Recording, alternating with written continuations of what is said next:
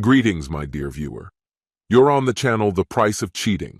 The channel is for those who appreciate traditional family values and condemn adultery. So be sure to subscribe to the channel. Let's get started. Sarah, if you're reading this letter, it means that you're at your mom's place and already know that we no longer have our home.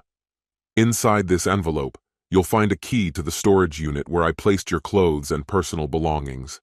I've paid for 1 month of storage. I didn't have time to pack everything neatly, so I hope you won't mind the 10 trash bags I used. I tried to handle fragile items with care. Thank you for the letter you left on the mantel when you and Mitch went on the 2-week cruise with the tickets I brought home. I remember the look of surprise on your face when I walked in and found you both in our bed. That smug look on his face as you pleaded with him not to stop. I'm not sure which of my performances was better. The unmistakable sadness on my face when I saw you two together. When I threw the flowers and the tickets at you, suggesting you take your lover on the cruise since it was clear I was no longer needed, I felt a deep pain. I noticed Mitch's eyes light up at the mention of the cruise, and his smug expression indicated he thought he'd won. Perhaps my biggest act was pretending to be humiliated for the following 3 weeks while he bragged to everyone at the office that he had my wife, because I was supposedly not man enough to keep her.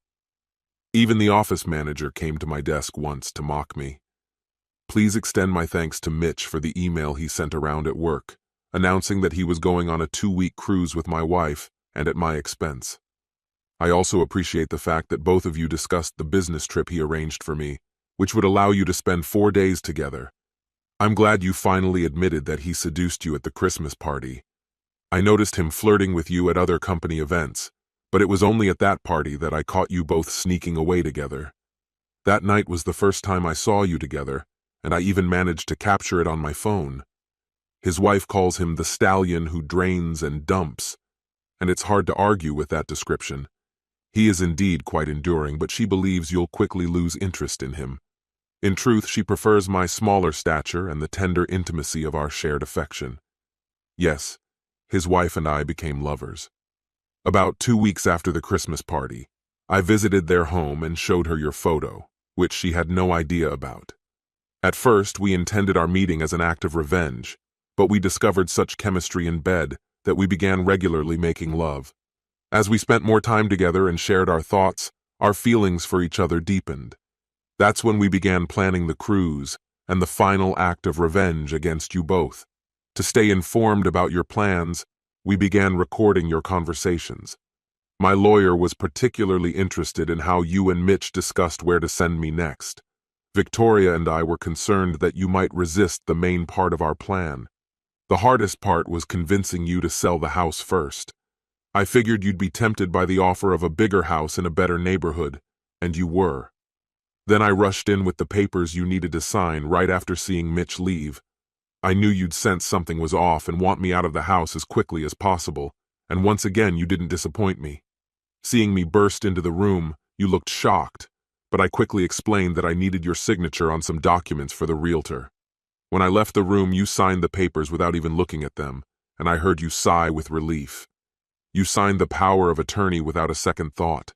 Then I unexpectedly saw you both together. I was incredibly nervous entering the bedroom, but not because of what I found there, but because I worried that I wouldn't be able to look sad and vulnerable enough to make my performance convincing. I must have played my role well because you both made snide comments and smirked at my obvious distress. After Mitch left, when I moved my things into the guest room to make space for his, I thought you'd be thrilled. But instead, you apologized in a sad, pouty tone.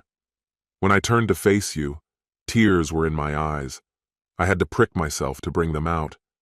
I couldn't help but notice your smirk. I felt the urge to keep my distance from you, just as Victoria, Mitch's wife, kept her distance from him. Of course, he doesn't wear a wedding ring and tells women he's single, but trust me, he's been married for 6 years. Sarah, you're already the 8th or 9th affair his wife suspects since they tied the knot. The purpose of this letter is to inform you and Mitch that Victoria and I have decided to be done with you cheaters. We don't want a divorce, but if you both want one, you're welcome to cover the expenses. As for Mitch, he'll undoubtedly get in touch when he finds out that Victoria sublet their apartment. Unlike me, she went as far as to donate his clothes to the Salvation Army. The furniture from our house and then from their apartment, we managed to sell to a few interested buyers. Since our house was sold and Victoria's apartment was sublet, we needed a place to stay, and we decided to go to Paris for a while to think things over. Due to a shortage of cash, Victoria emptied the bank accounts but left the credit cards open for our trip. Don't forget to tell Mitch that he'll surely appreciate all the miles we racked up for him. While you two were off traveling, we enjoyed a week in Paris in luxurious 5-star hotels, and all those expenses were charged to Mitch's card. You might want to reconsider your choice of Mitch. His credit limit isn't very high. During the first 4 days in Paris, we made the most of 3 cards. Fortunately, he had 4 more cards for the remainder of our trip. Now that I've shared with Mitch all the good news about Victoria, our trip, the apartment, and the bank, it's time to share the bad news. I suspect that upon his return, he may lose his job. After all, I've filed an alienation of affection lawsuit against him, the branch manager, and the company. After visiting the main office in New York, my lawyer first reviewed the records of your conversations with Mitch, where Mitch boasted about sending me to betray you. Additionally, he found recordings of other employees coming to my workplace to mock me for being deceived by Mitch, with the branch manager joining in the ridicule. Moreover, my lawyer presented Mitch's emails regarding the cruise, which were stored on the company's server. After examining this evidence, the company's attorneys agreed to our reasonable demand for financial compensation and my resignation in exchange for my signature on a confidentiality agreement. They quickly faxed the agreement to my office. I signed all the documents and returned them along with my resignation letter. My lawyer received 2 checks, one for his fee and another for my pension, severance pay, and all unused vacation days. I had already retired before you and that fool boarded the ship. Also, Victoria sold one of their cars and her sailboat. Let Mitch know he should be careful with signatures before rushing. Like you, he gave Victoria power of attorney. She considered selling the car you drove home in but decided against it, considering the remaining payments. Now as for you, my dear wife, who enjoyed belittling me and calling me weak. While you and Mitch laughed, Victoria and I were making plans. The humiliation you both subjected me to is now coming back to the 2 of you in full measure. I suppose your mother will let you and Mitch stay at her house. When I gave her the